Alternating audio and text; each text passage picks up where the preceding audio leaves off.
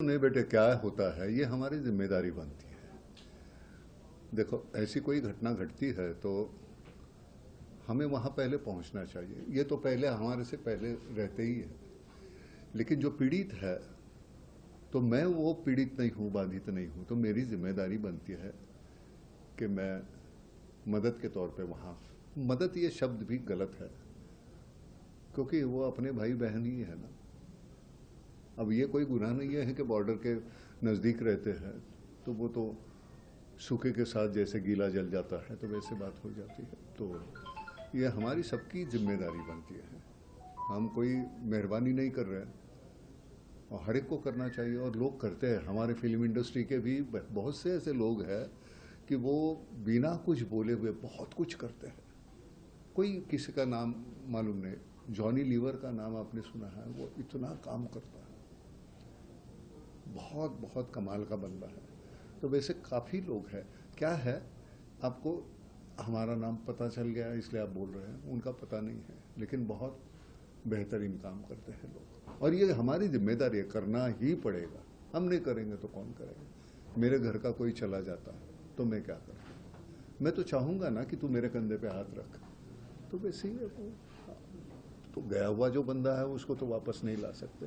अब वो जो बच्चे हैं उसके पिताजी गुजर गए, तो मैं सच में समझता हूँ कि मेरी अपनी पोती है, वो तो ये मेरी जिम्मेदारी है कि उसकी पढ़ाई आखिर तक वो जितना पढ़ना चाहती है वो मैं करूँगा।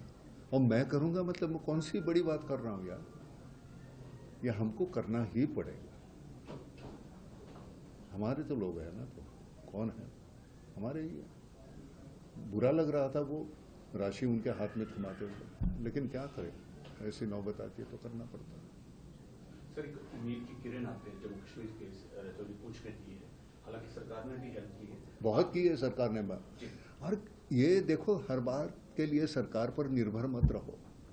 सरकार तो करती है जितना कर सकती है, लेकिन ये हमारी भी तो जिम्मेदारी है। मैं फोर्स का आदमी हूँ। मैंने 3 साल गुजारे हैं। कारगिल के वक्त भी मैंने वहाँ था, मैं कुपवारा में था, लेह में था, मुगलपुरा, द्रास। तो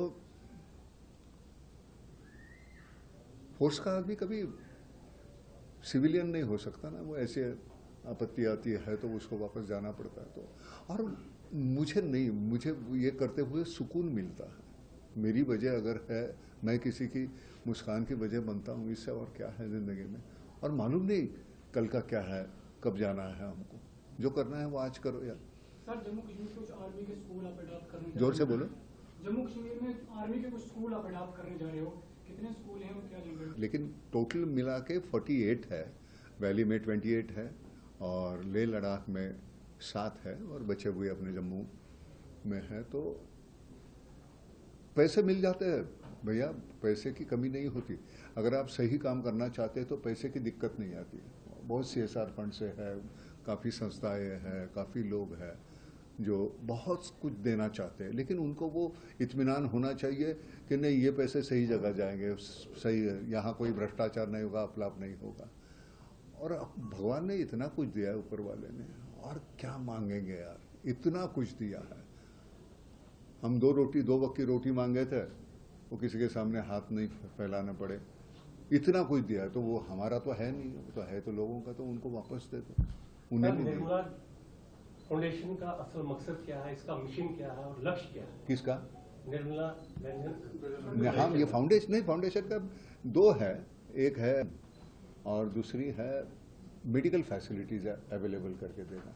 हमारे यहाँ हमारे बच्चे आज मेन स्ट्रीम में नहीं आएंगे, यहाँ के वैली के हैं, यहाँ के हैं, तो क्या कैसे चलेगा यार? हमारे बच्चे आगे आने चाहिए, वो क्रिकेट टीम में भी होने चाहिए, गाने में भी होने चाहिए, सिविल सर्विस में होने चाहिए। मेन स्ट्रीम में जब तक नहीं आई, हमारी ताकत है ना, ये हमारी जो अगली पीढ़ी है वो ताकत है। तो उनको सुविधा किस तरह की? जब तक तुम पढ़ाई नहीं करोगे तो आगे कैसे आओगे? तो शिक्षा, इसका कोई अल्टरनेटिव है नहीं, वो तो करना ही पड़ेगा। तो वो सुविधा अगर उपलब्ध करके देंगे, यहाँ काफ़ी दिक्कतें हैं, आपको मालूम है, आपने स्कूल जाके देखिए, तो वो 48 और 48 कितने पैसे पड़ेंगे?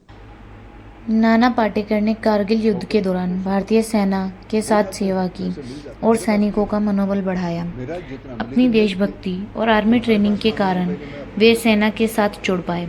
उन्होंने कहा था कि सैनिकों के लिए तो कुछ भी किया जा सकता है।